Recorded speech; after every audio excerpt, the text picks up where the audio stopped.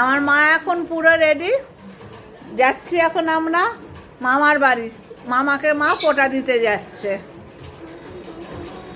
এখন পুরোপুরি রেডি হয়ে ব্যস্ত যাওয়ার জন্যে। এসে গেছি এবার মামার বাড়িতে। এই যে আমরা এই যে যাবো ওপরে 3 তলায়।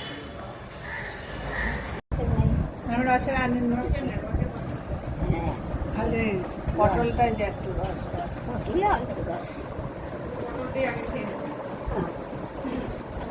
রস বেশি না।